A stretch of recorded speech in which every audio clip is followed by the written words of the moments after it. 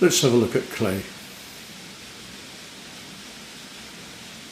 Just going to do a brief comparison here between stoneware and earthenware, and we're going to look at porosity, colour and temperature amongst other things, but let's start there anyway, because if you're thinking about getting into pottery but you're not really sure where you're going with it, this might help.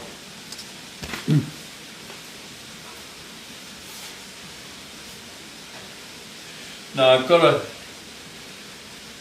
various kinds of clay on the bench here and various pots, and let's just start with the basic comparison between earthenware and stoneware. I've got 3 pots here, 1, 2 and 3.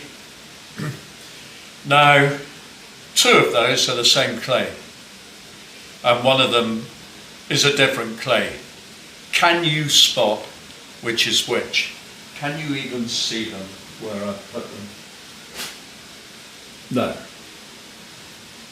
So I'll just move that a little bit. Okay, they're the 3 we're looking at there. Okay, so 2 are the same kind of clay, and 1 is a different clay. Okay, that one and that one are the same clay. That one is a different clay. This one here and this one are a pot clay's body called New Quaker Red. Here's a bag of it here, and on the bag it tells you what the name of the clay is, and it also here tells you what the firing range is, and it says 1080 to 1250. Well, 1080 is an earthenware temperature and 1250 is a stoneware temperature. This one has been fired to it's at 1100, beg its pardon, 1100 degrees. This one has been fired to about 1225. So this one went to earthenware temperature, this one went to stoneware temperature. It looks very different, doesn't it? Now, they're both New Quaker Red, that pot clay's body, and this one hasn't been glazed, and this one has. Although, looking at the bottom of it, I can see it says KR, which means Quaker Red, and it says RG, which means it's been raw glazed. Just to fill you in on that one, if you don't know that term, that means this pot has been fired once, and it had the glaze put on it in its raw state, that is before it was bisque fired. It wasn't bisque fired, it was just fired once. So raw glazed, one-time firing from scratch. So you wait until the clay's in a suitable state to put the glaze on it. Slip first actually and then glaze, so it's been dipped twice. First in a blue slip and then in the glaze, and then it's been fired once. And that means quite a long firing. Now we'll talk about firing cycles and the difference between bisque and gloss and raw glazing and so on in a future video, but for the sake of argument, there it is, same clay, 1100 degrees, 1220, 1230, fairly lowish sort of, but stoneware nonetheless. Now it's changed colour, as clays often do when they're fired to a high temperature. This hasn't been reduced. It wasn't fired in a reduction atmosphere. That's when you remove the oxygen from the atmosphere. It was fired in the same way that this was fired. And this one here was fired at 1060. And it's a terracotta body, and so is this. But that one, actually, you couldn't fire at stoneware. It would become pyroclastic. That means it would become kind of floppy when it got to be yellow hot, and it may collapse, probably would collapse. And this one is a rare terracotta body that's capable of going up to stoneware temperatures, and it's this one here. A quite nice body. You can do a lot with it. We bought it specifically for throwing, but we didn't find it a wonderful throwing body. It really wasn't for us. So we use that for modelling quite a lot, and my wife uses it. We don't really make tiles with it. We use this clay more than we use that one. This one is another pot clay's body, and I think that's a Etruscan red. And if you remember when they put a load of red poppies in the moat at the Tower of London, that's the clay they used for that. They did glaze them all, but that was Etruscan red. And same batch of clay actually as this is. Okay, so the difference apart from the colour. Well, if I stick my tongue on this, it won't stick to it. If I stick my tongue on that, it will stick to it. This is porous, this isn't. So this has been vitrified, and that's been fired into pottery, but it remains porous. Now, we really want our garden pots to be porous. So this one, not glazed on the inside, glazed on the outside, solely for decoration. I'm just going to move those three pots out of sight and show you another stoneware pot, which is this one. And this is a white stoneware body, and this one was fired in a gas kiln up to cone 9, which is about 1290, 1280, 1290, something like that. It had a very long reduction firing, and you can see it's got quite a nice speckle, a nice luster in the glaze, particularly on the inside of it, if you can see that. I hope that's focusing properly. Now, that pot actually is glazed purely for decoration. It's waterproof, so the pot could be used without glazing it. But it's kind of nice to glaze in stoneware because you can get lots of interesting and exciting effects with it. But coming back to what we were talking about, how much colour can you get with it? Well, with stoneware, not as much as you can with earthenware, and the reason for that is at those much higher temperatures you tend to burn off a lot of the pigments that are creating colour, and at earthenware temperatures, and these are all earthenware tiles here, you can get a lot more colour. Now, here's a terracotta tile, and if I show you that, and that's not fired, that's in its raw state. And here's a terracotta tile, same clay, which has been fired once, and that's been fired either at 1000 or 1160 degrees. I'm not quite sure which.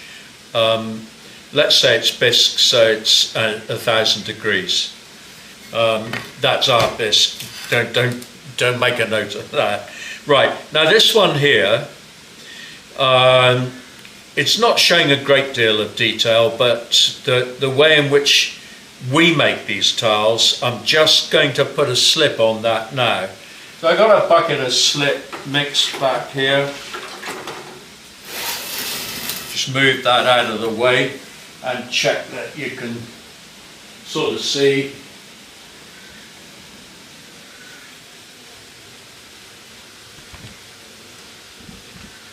There's the bucket, and the slip in that is blue. Doesn't look it, it looks grey, but there's a reason for that, and that's that the pigment is black copper oxide, and it's not just a stain. It's something that we make, and we quite like using metallic oxides because they do give quite nice colour effects. So here's the tile, which is it's not leather hard, that tile, it's dry. And you could bisque that tile as it is now, and it would come out that colour. Okay, so I'm just going to dip the surface of that, into the slip and twizzle it around a little bit. Hold it in there for a little while, take it out, let some of that drain off.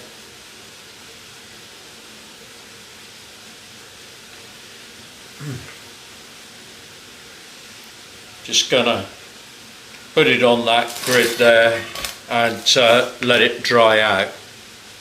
Now when it's dry, it's going to look like that. So here's one that's dried out, terracotta, blue slip. Here's another one that's also been slipped, and that's a blue earthenware blue slip on a white earthenware body, like that. So they're going to look pretty similar when they're fired. And what we do with these, as a rule, is we rub the surface back with an abrasive like this.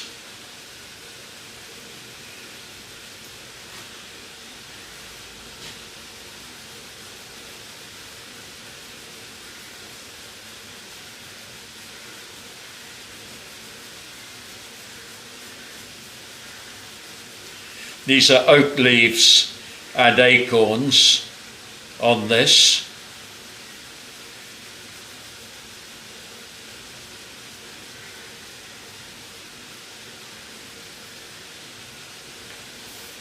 And then I'll just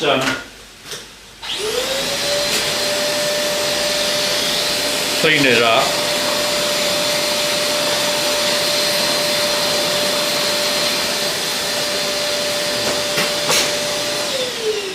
With a vacuum. Now that's an M-class vacuum, and so that's given us that. The M-class vacuum is just a designation to show how much dust you're actually taking away, and M-class about as good as it gets. So it's taking about 99.9% of the dust away, and better than just brushing it onto the bench or into the atmosphere, obviously.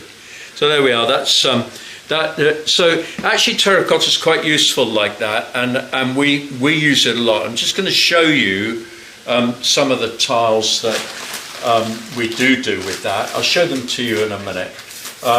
Now, okay, so we've got to discuss shrinkage, and in order to show you that, I'm going to put the camera back here again, and we're going to have a look at these three tiles down here, and I just want to make sure you can see them. There they are.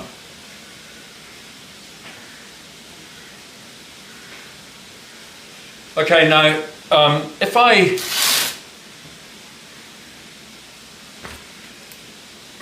I told you that they were all the same size once, you probably wouldn't believe me, because they're certainly not the same size now.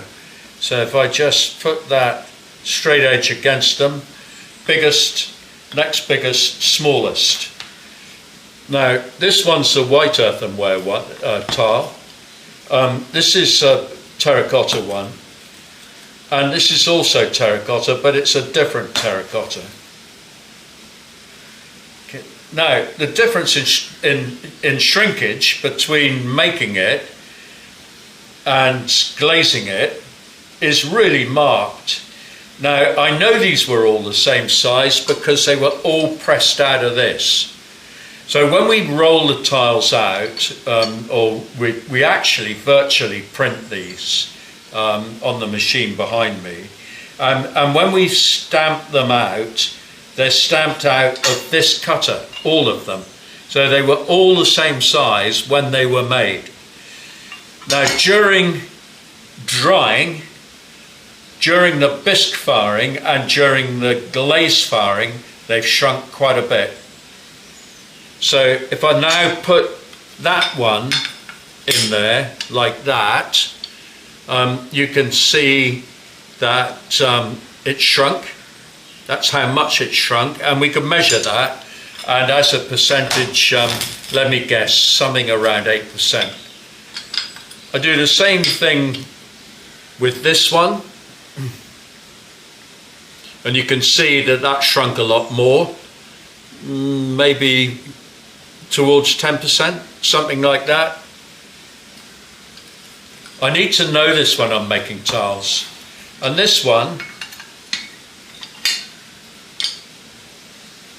well, that one shrunk a lot more. As I say, they all originated in here. And don't think the thickness is pretty much even over all of them. So that's not going to affect it. It's going to shrink as much as it's going to shrink, and it's very important to know what the shrinkage is. Now these are all earthenware, none of them are stoneware, but that doesn't mean to say that stoneware doesn't shrink. All clay shrinks when it dries, and it may or may not shrink in the bisque, and it may or may not shrink again when it's glazed.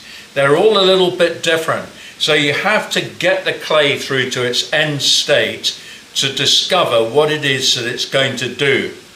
Now I just moved those over here, and I'll just show you these. Now that's a terracotta tile that has been slipped with white slip, and that's the same tile when it's been glazed at 100 degrees more. So this one has gone up to 1000 degrees Celsius with its slip on it, and this one to 1100.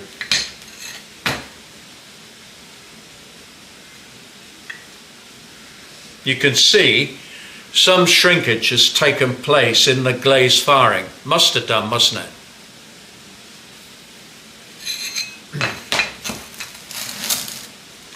So we need to know that in order to know what we're dealing with. And quite important, really. Now,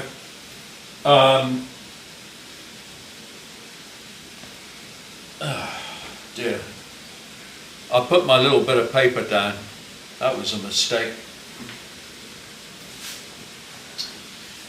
Porosity, colour, temperature.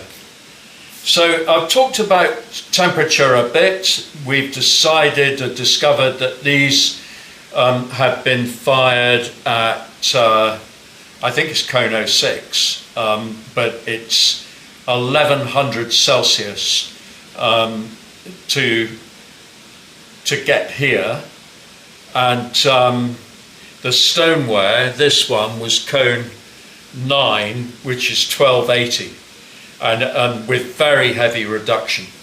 And reduction is when you burn the oxygen off in the atmosphere of the kiln in order to change the chemical nature of the glazes. And it's one way in which you can get a red at stoneware. You start with copper oxide like this, and at earthenware temperatures, 9 times out of 10 in its basic state, that's going to give you green. But if that's a stoneware clay, which obviously can be fired at earthenware or at stoneware temperatures, then you fire that with heavy reduction, that might turn red.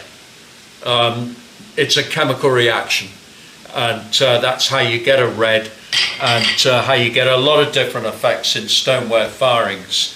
It's a bit of a learning curve, but having said that, and having done them both, I still think that earthenware is more difficult than stoneware. But the lower temperature has 2 main advantages. It gives you a really nice wide palette of colour, and since Charlotte, who designs and paints all of these and makes the lino cuts and even the sprig decoration on this, she does all of that design work, and she's an artist. Now, she's not going to plump for stoneware because it's going to really restrict the work that she does as an artist. So if you're an artist, you're probably going to favour earthenware. It's just so much more colourful. And I'll show you a few examples of that.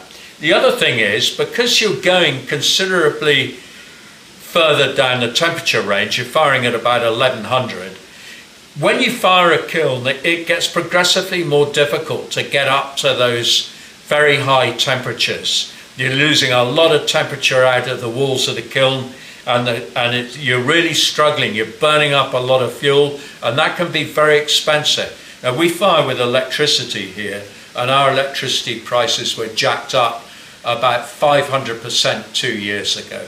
And now it's a major consideration. I wouldn't be firing stoneware at those sort of prices and temperatures in electricity, because you can't reduce in an electric kiln successfully. So why would you bother to do stoneware in an electric kiln? I mean, I know people do, and you know, that's very good, but to us that would be a bit dull, and I'm going to show you. So in stoneware, yeah, you can get blue. Cobalt oxide's a really strong colour, and that'll come out no problem. You can get any amount of browns, and you can get red if you fight for it, and but you know, things like orange and yellow and so on are a little bit more challenging. Now, this is one of our terracotta tile panels, and here's another one. I've just got to give a bit more scope with the camera there. There's another one. Excuse a bag of clay in the background. That's an Exmoor pony. That took a lot of painting, and that's a fairly simple relief tile that's been just rubbed back into the design. This is an earthenware one, and this one hasn't been painted by hand. It's just been dipped in glaze. At least the front surface has been dipped in glaze. But because these tiles are made in the way in which we make them, which I'll show you if I haven't done already, then we don't really need to paint them, because the detail shows really nicely with the white earthenware, but it isn't really going to with the terracotta. So the terracotta tiles we have to paint, and that means we're going to spend a lot of time doing that, and it's going to make that tile an expensive tile. I'll just show you some of the ones in the workshop. This is the terracotta trees rubbed back.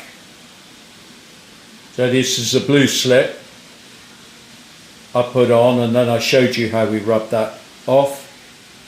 And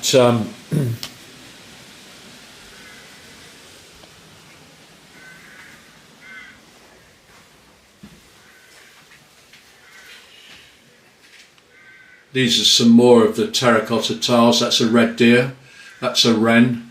I don't know what country you're in. If you're in the UK, Ireland or Europe, you're probably fairly familiar with these animals. It's another Exmoor pony. They're native to Exmoor, and they are a pure breed in themselves. Here's an owl. And so on. Now those tiles are quite expensive. We send most of them to America actually. And these relief tiles here, if I show you this one,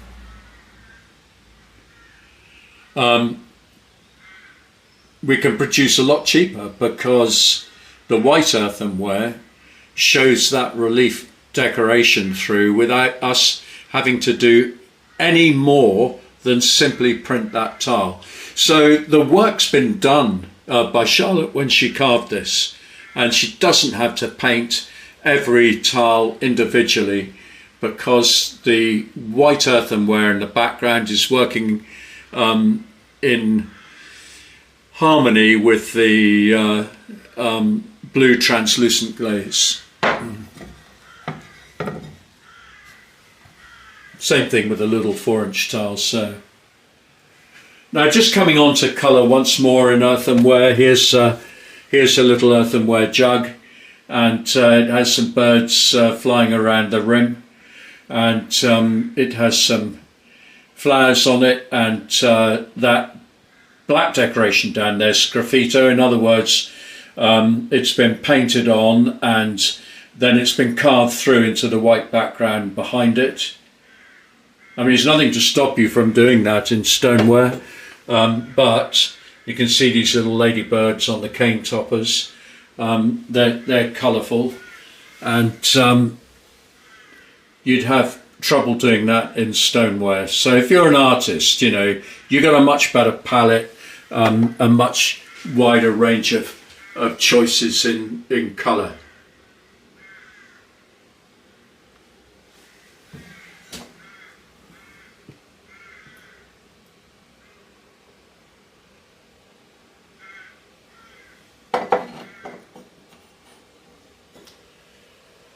That's a pheasant on that plate.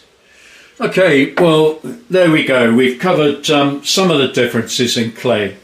Don't say you haven't mentioned porcelain, because I don't think I'm going to.